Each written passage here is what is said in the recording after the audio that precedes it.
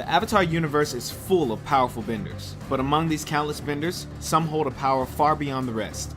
These are our top 10 picks for the strongest characters in the Avatar universe. To start us off, we have Prince Zuko. As a child, Zuko did struggle with his firebending techniques, but he truly came into his own during his teenage years, thanks to the teachings of his uncle Iroh. He was even able to hold his own against fully grown firebending masters, and Zuko only grew stronger throughout the series, learning new skills from his uncle, like redirecting lightning, and more importantly, inner peace. Next up is the authoritative Equalist leader, Amon. You'll get your duel, and I will destroy you. At first, Amon may seem to have a major disadvantage when he claims he's not a bender. Amon is, however, an expert in hand-to-hand combat. He is so skilled, he is known to neutralize expert benders using no bending himself. Despite this skill, Amon is also secretly a highly trained waterbender. The few times we see him waterbend, he uses rather advanced techniques, but his strongest skill of all is the rare yet powerful waterbending technique, bloodbending. That's right, Amon can take full control over his enemies, and he can even do it without a full moon, something that was never even believed to be possible before Amon's family perfected the terrifying technique. Next on our list is the tyrannical leader himself, Fire Lord Ozai. For the majority of the series, he remained more of an ominous mystery, a looming threat whose power came more from the fear of the unknown than his actual abilities. But when we finally did get to see Ozai in action, he proved that his power came from much more than fear.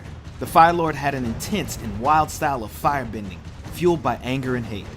While he did harness the power of Sozin's Comet to give his bending an extra boost, it is clear that comet or no comet, Ozai is a force to be reckoned with. Up next is everyone's favorite airbending teacher, Tenzin. Although Tenzin is a known pacifist and prefers to avoid a fight whenever possible, he has proven to be a potent example of airbending prowess. The burden of passing on thousands of years of airbending knowledge has driven Tenzin to honing his skill as an airbender to a high level of mastery. I will never let you get to Korra. Unfortunately, you don't have a choice. Yes, I do. He is able to hold his own against numerous highly trained Equalists and their mechanical weaponry. He arguably got the better of the infamous Zahir, keeping the villain on the defense and demonstrating his bending superiority, before losing due to a little more than some bad luck.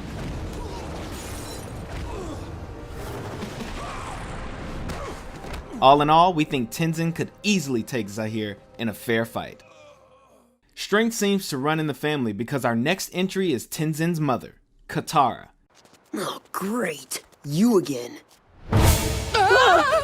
Yeah, I didn't think so. From the very beginning, Katara's sheer determination to hone her waterbending skills, even without a teacher, was a demonstration of great strength. Let's do this. From that determination, we saw Katara grow as a bender throughout the series, collecting skills like state changing, healing, and even bloodbending. Her waterbending expertise, coupled with her ingenuity, gave her a significant advantage as she found clever and unique ways to put her waterbending to use.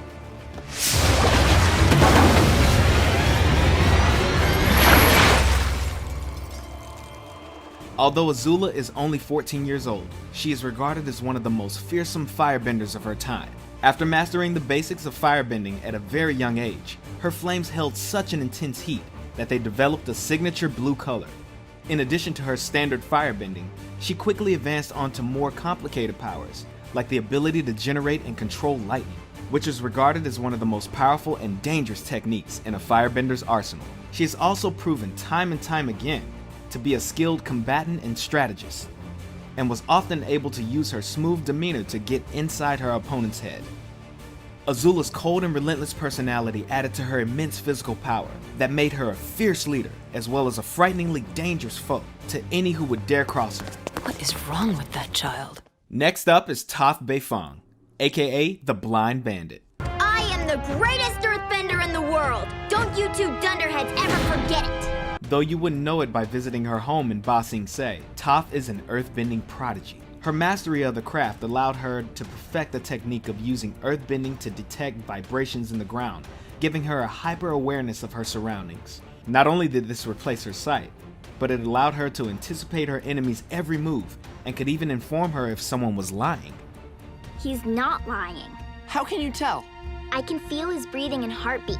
When people lie, there's a physical reaction. He's telling the truth. And we haven't even scratched the surface. Toph is able to use her earthbending for countless applications, whether it's to protect her allies, immobilize her enemies, or even mobilize herself. Toph has a skill for almost any situation. Need a ride? She has even gone as far as to invent and master an entirely new form of bending. Have I ever mentioned how sweet it is that you invented metal bending? You could stand to mention it more. When Toph runs into something she struggles with, she puts her rock-like willpower to the task until she's mastered that as well. Woo! Toph, you rule. Don't let his good nature fool you, because beneath Iroh's optimism and wisdom comes a raw power that only experience can bring. As one of the few firebenders of his time that understood how to firebend without resorting to anger, Iroh had a high level of mastery over the art. Though he would usually prefer to avoid a fight, he was not afraid to demonstrate his ability if the need presented itself.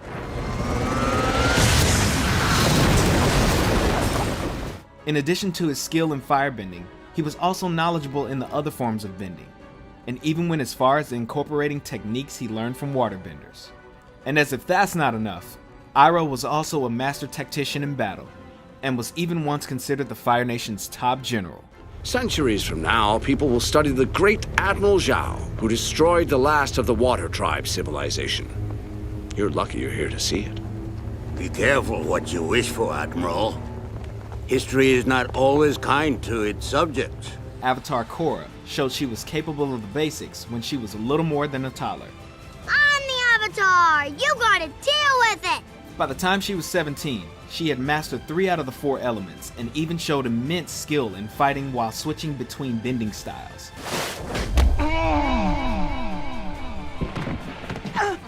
Chump. Water, fire, and earthbending came to her as naturally as breathing, as she pulled off advanced techniques with little hesitation. While she initially struggled with airbending, she eventually proved she could master that as well, and even fight using only airbending when needed. Punch, punch, punch!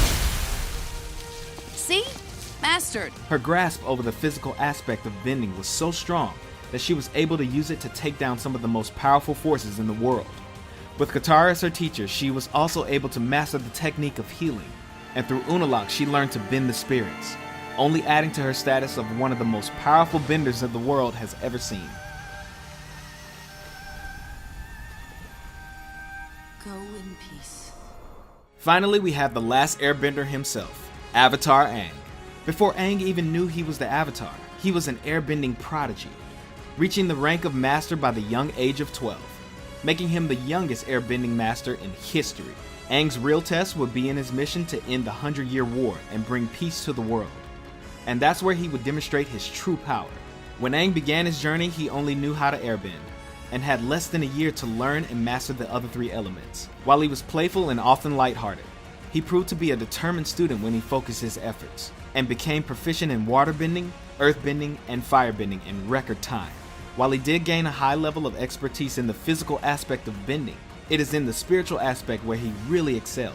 Thanks to his training from the Air Nomad monks, Aang demonstrated a calmness of mind and a level of wisdom far beyond his years. This spiritual strength was only amplified after Aang's training with Guru Patik and learned to unlock his 7 chakras.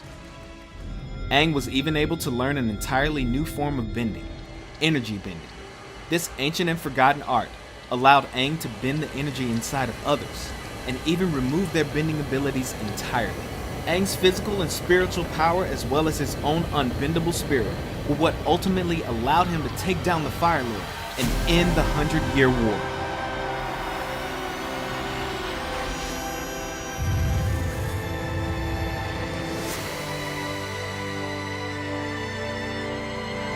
Who do you think is the strongest character in Avatar?